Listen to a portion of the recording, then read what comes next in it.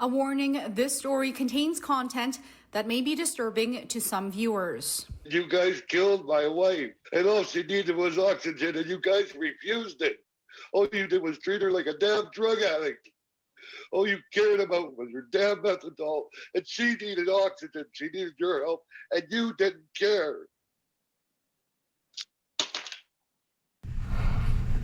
Some of Lillian Vanasse's last breaths.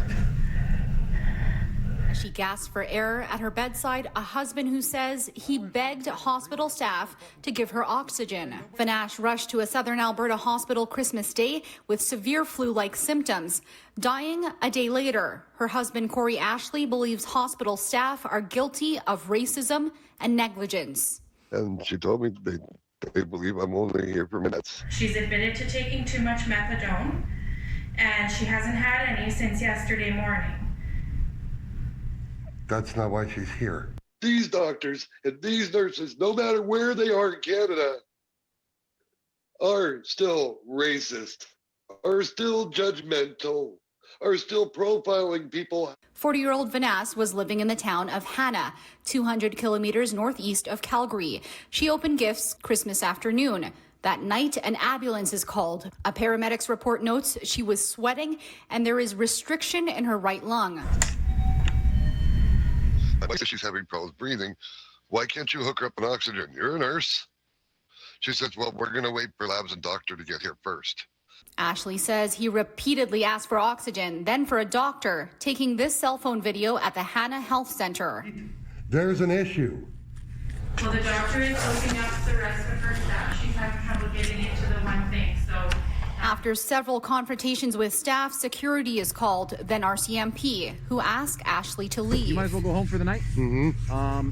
She will likely be released in the morning. By middle of the night, he's called back. The hospital telling him his wife isn't breathing. And they're doing compressions on her chest. A nurse at the far end is putting a tube in my wife's throat and back out. I heard the nurse say, it's been 45 minutes with no pulse since we found her.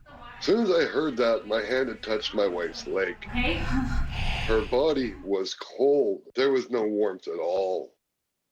And right then I knew my wife had been dead for hours. This report from the hospital lists methadone withdrawal, but Ashley refutes the documents, noting Vanasse was prescribed methadol for chronic pain. Ashley also shared a recording of a call with a medical examiner with City News. Okay, Well, so Pat, she told me it was to do with wet lungs, so... yeah, so she had, like, exactly that. She had some wet lungs, and cause of death is pending. Alberta Health Services says Patient Relations is responding to the family's concerns, and the allegations will be thoroughly investigated.